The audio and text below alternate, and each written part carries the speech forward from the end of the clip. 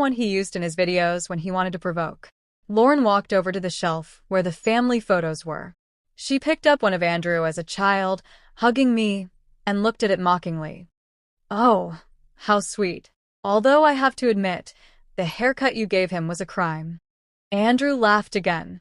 "Yeah, and the sweater she knitted for me, awful." That was the last straw. I put the needle on the table and stood up slowly. I looked at them with a serenity that disconcerted them. "Do you know what the saddest thing about all this is?" I asked them. "That you don't realize how pathetic it is to laugh at someone who loved you so much." Lauren raised an eyebrow and looked at me scornfully. "Oh, Mom, don't take it so seriously. It's just humor. Everyone does it now." No, Dea, irraplia. Not everyone humiliates the person who gave them life. Andrew scoffed as if my words were the buzz of a mosquito. "Mom, don't start with your drama. Stop playing the victim, will you? Everything you have thanks to me. I'm the one who puts myself out there. The one who generates income. The one who—" I interrupted him without raising my voice. "Thanks to you." I approached slowly, looked him in the eye, and said with a calm that made him take a step back. "I wash floors with these hands, Andrew. I sew dresses until my fingers bled. I was both your mother and your father. You only inherited the fruit of my exhaustion." The silence became so heavy I could hear the clock ticking. Lauren took a step back, uncomfortable. But Andrew just shrugged. "Mom, we're not in your time anymore. The world belongs to those who adapt. If you don't get it, it's not my fault." I didn't respond. I walked to the door and opened it wide. "You're right," I told them. "We're not in my time anymore. But there's something that never changes. Respect. And today in this house, you have lost it. Now get out." Andrew was furious. "Are you kicking me out?" "Out of my own house." "Your house," I replied coldly, "is in my name. It always has been." His eyes widened in surprise. He hadn't known. Lauren looked at him sideways as if she had just realized something important. "What do you mean in your name?" Andrew asked, confused. "Exactly that," I said in a firm voice. "Nothing you think is yours belongs to you. Not this house, not the apartments, not the accounts. Everything is in my name." Lauren turned to him annoyed. "Didn't you tell me it was yours? That you had bought it?" "Shut up," Andrew yelled, red with rage. "That was years ago. I didn't know that." I closed the door softly, cutting off their argument. "Come back when you learn how to behave." I watched them leave through the window. Lauren walking fast, furious, and Andrew hitting the steering wheel of the car before driving away. For the first time, I didn't feel sadness. I felt power. Not the power of money, but the power of truth. That night, I opened the old chest where I kept all the documents. I spread them out on the table and looked at them calmly. Each piece of paper was a witness to my struggle. Each signature a trace of my sacrifice. "You thought you could humiliate me," I whispered to the air.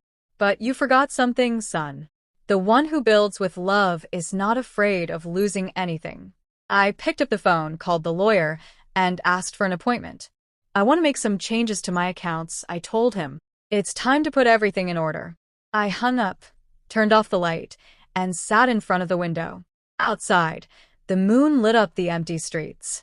Inside me, a decision had already been made. Andrew would learn his lesson, not through yelling or hatred, but through emptiness.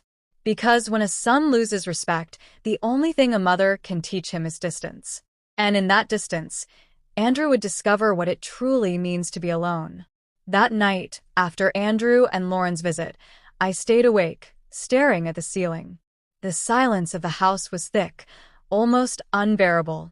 But behind it, there was a strange peace, as if my soul was telling me that I was finally on the right path.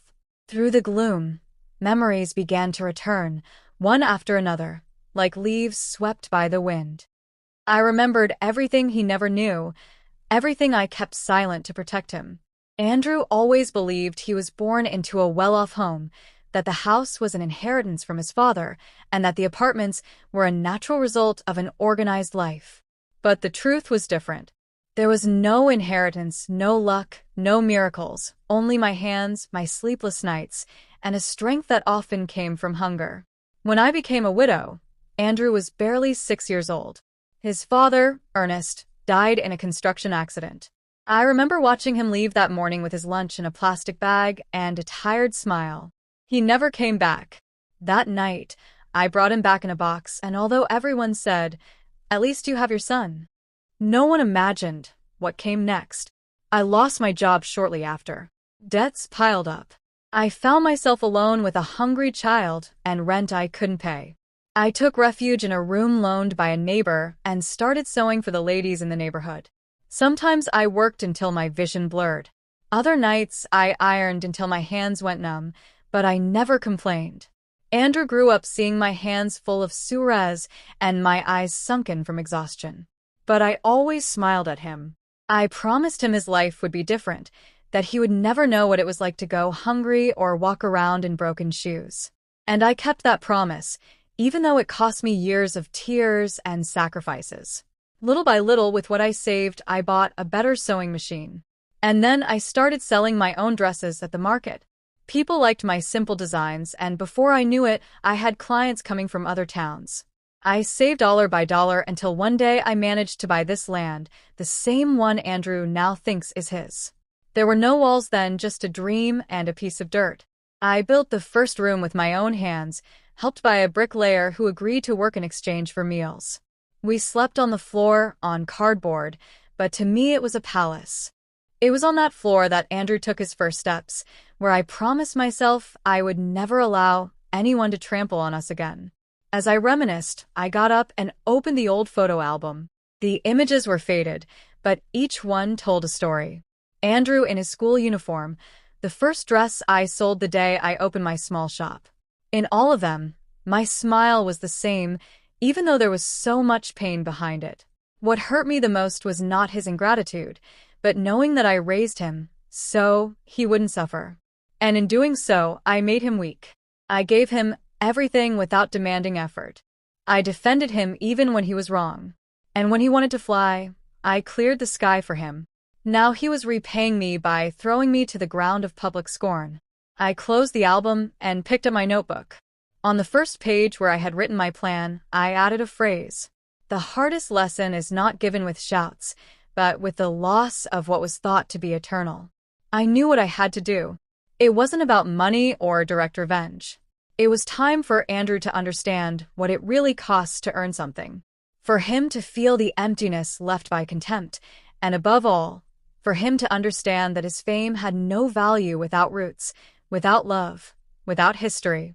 The next day, I went to see my lawyer, Mr. Peterson, an older man who had quietly accompanied me for many years.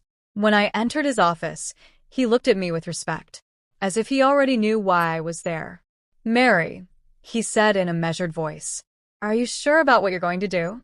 I nodded more than ever. "I don't wish him ill, counselor, but I can't keep protecting him. I want the money he thinks is his to disappear from his hands. I want him to face the world without my shadow." The lawyer opened the documents and began to sign with me every transfer, every change of ownership. As I did so, I felt a burden lift from my shoulders. Every signature was a liberation. Leaving the office, the air felt lighter. I walked through downtown Los Angeles with a calm heart, as if I had just closed a chapter. I stopped in front of a window and looked at my reflection. My face had new wrinkles, but also a firmness I hadn't seen in years. In that moment, I understood something. I wasn't punishing my son. I was saving myself. Because loving is not allowing them to destroy you. Loving sometimes is setting boundaries and letting the other person fall to learn how to get back up. That night, as the wind blew through the curtains, I lit a candle in front of Ernest's photo. "I'm sorry, my love," I whispered. "I tried to raise our son with love, but I was wrong. I gave him so much that he forgot who I am, but no more." I blew out the candle and for the first time in years, slept without guilt. The next morning, I opened the windows and let the light in. Birds were singing outside, and I felt like life was returning something I had lost. Peace. But in my heart, I also knew something else. The storm was coming. Andrew still didn't know what awaited him. The middle of the day brought a thick heat, the kind that numbs the body but not the mind. I was sitting on the porch mending an old quilt that had belonged to my mother when I heard the screech of heels on the stone path. I looked up and saw her coming. Lauren, impeccable as always, with sunglasses and a handbag that probably cost more than I had earned in an entire month during my youth. "Mrs. Johnson," she said, feigning enthusiasm. "It's so good to see you." I smiled courteously, but my intuition tightened like a thread. No one comes to visit wearing so much perfume without hiding something. "Come in, honey," I replied calmly. "Sit down. It's hot outside." She entered with slow steps, looking at every corner like someone evaluating a place that doesn't belong to them, but they believe they deserve.